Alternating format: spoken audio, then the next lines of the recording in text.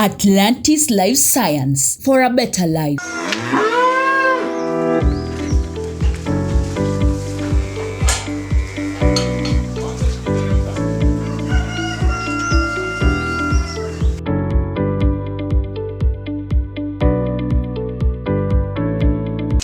Yeah, this specific cow is not pregnant. That's the uterine body, the way it lies. But then I can take a view of the ovary. Well, you will appreciate a very huge corpus luteum in this area, and when I rotate it, some part of the follicle can be seen.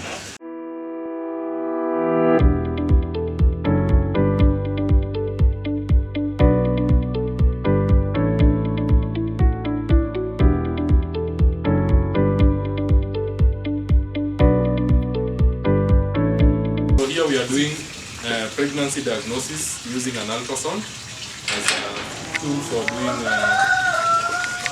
pregnancy diagnosis. And this specific cow is not pregnant. We can see the uterus is empty here. Move behind so that you can see when I'm explaining. Yeah, this specific cow is not pregnant. That's the uterine body, the way it lies. But then I can take a view of the ovary. Well, you will appreciate a very huge corpus luteum in this area, and when I rotate it, some part of the follicle can be seen.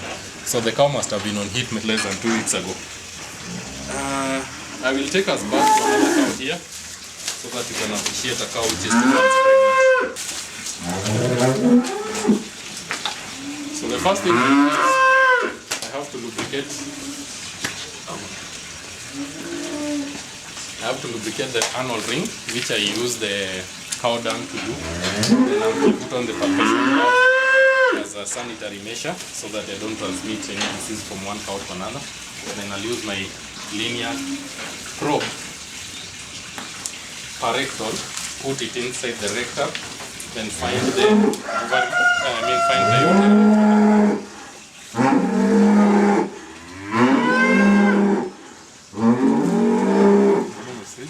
But yes, this cow is pregnant, and the black color you can see is fetal fluids.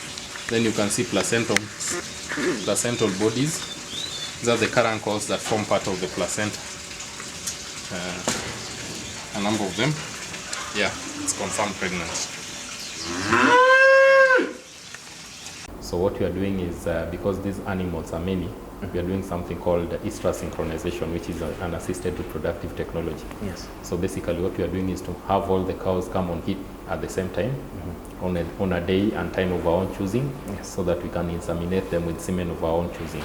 Yes. Yeah, so basically what we are doing is make these cows to come on heat on a specific day so that we can inseminate all of them on that specific day. So the recruitment, it starts with the farmer himself, not the vet, because once we've trained and made the farmer aware of what we are going to do, so that we tell the farmer also to improve on the nutrition.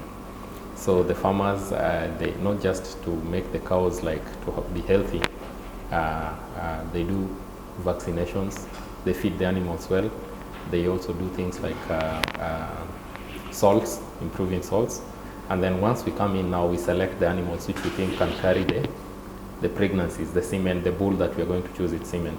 So that process also involves doing reproductive checkup, and this is where we holistically look at the animal first before we go physical, and then we also use the ultrasound to check the reproductive system.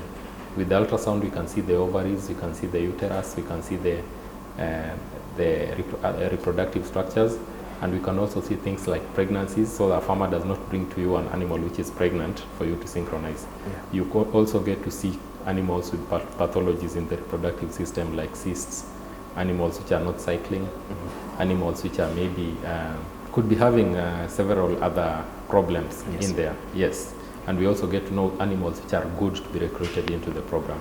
So once we've selected the animals that we want to take through the program, what we do is we start the process of Estrus synchronization. Yes. And with Estrus synchronization, we use hormones. Basically, we use 3 different types of hormones.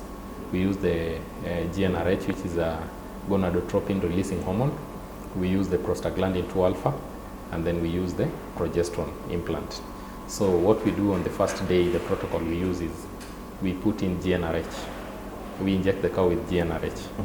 And then we also put in the intravaginal device, which is basically a progesterone, slow release progesterone. So this combination brings in a process called folliculogenesis. Yes. So the animal will start development of new follicles. And we are interested in having one of them to ovulate at the end of the Estrus Synchronization protocol. Yes. So on the 7th day, we remove the source of progesterone, which is the PREED device. Yes. We use the PREED, which is manufactured by Seva, and we also inject this cow with prostaglandin 2 alpha. The Seva one is called Enzaprost. Yes. Now, this cow, once we do that, we know that it has a dominant follicle at this point, and this dominant follicle is going to ovulate. Yeah. So after that, 56 hours after we remove the PREED and do the second injection, we inseminate this cow. We inseminate the cow now with that semen, and we also inject another dose of GnRH, which is from Seva, is called Cystorelin. Now this second dose of GnRH is to help to accelerate ovulation. So it will cause something called an LH peak, and then the cow will ovulate subsequently. And that's what we are looking for. Once the cow ovulates, we are sure that the semen will meet with the ovum, and that process is called fertilization.